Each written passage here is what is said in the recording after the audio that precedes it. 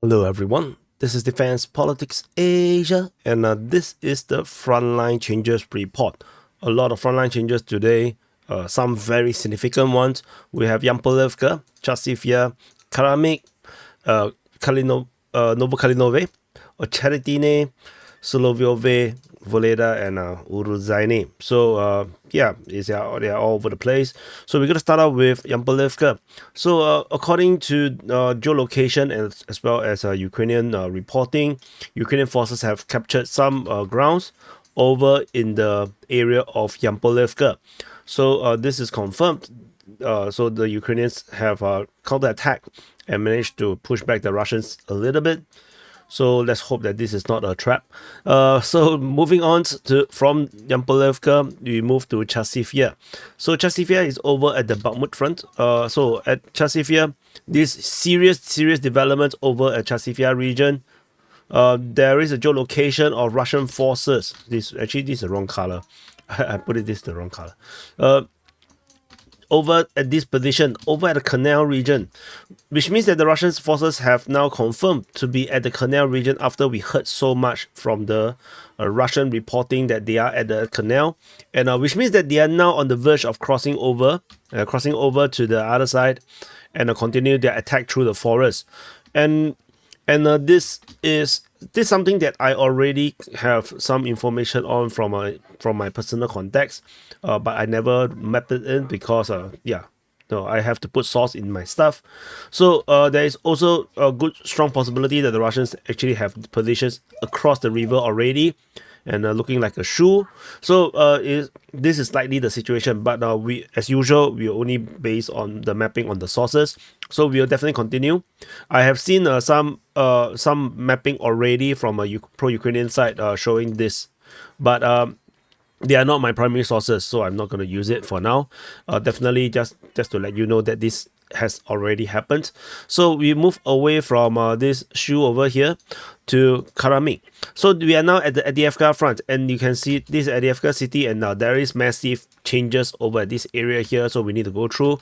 Over at Karamik region, we have now confirmation that Karamik and Novokalinove is now captured by the Russian forces. Both twin settlements are now taken by the Russian forces as per the mapping by Deep State UA. According to Deep State UA, the pro-Ukrainian source reported that the Russians have taken the entire of Karamik, basically even with some buffer zone.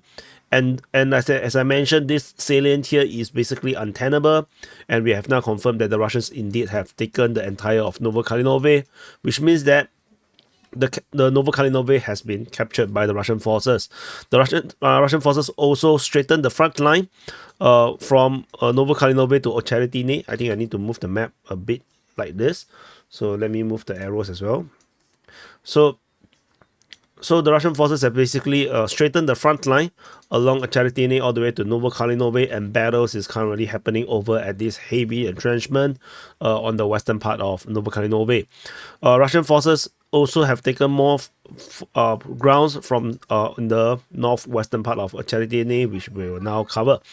So over at this area here, from Ocheretine towards Novo Alexandrivka, the Russian forces have expanded their control, taking more tree lines in this northwestern part of Ocheretine, and it looks like they are indeed going for what I mentioned before, the undefended grounds. So if you zoom out, if you look at this entrenchment mapping, you can see that there is this open road all the way up with no heavy entrenchment. There's a possibility that the Russians are just going to exploit this if this mapping is indeed correct and the Ukrainians indeed did not entrench anything around here. Then the Russians will probably find it easier to go through this area here, go to the rear, and collapse this entire front line into a massive withdrawal, because the Russians were able to push from the Karamik region or the Novokalinove region up and force an encirclement. So this might be what is currently happening with this push. And we move on from from Ocheretine to Solovyove, just south of this area here.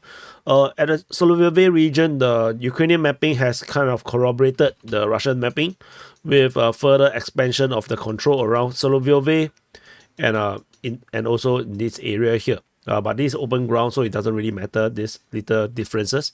So that's all from Solo Vilve. And we move on away from the Avdiivka front. The next frontline change is over at Veda.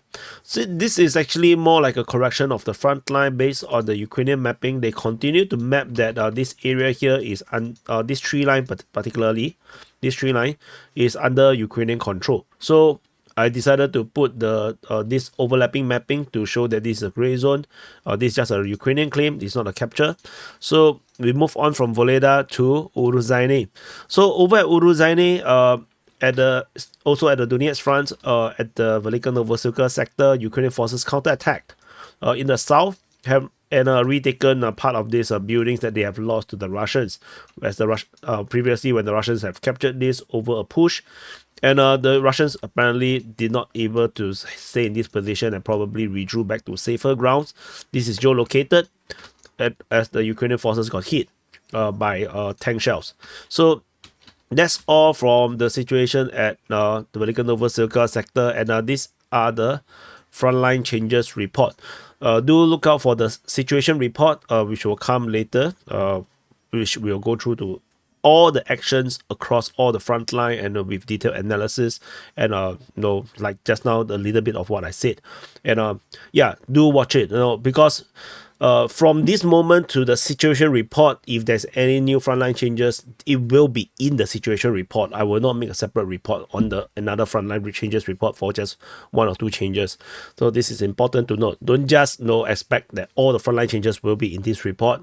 It will be in the situation report. And I'll see you guys in the next update.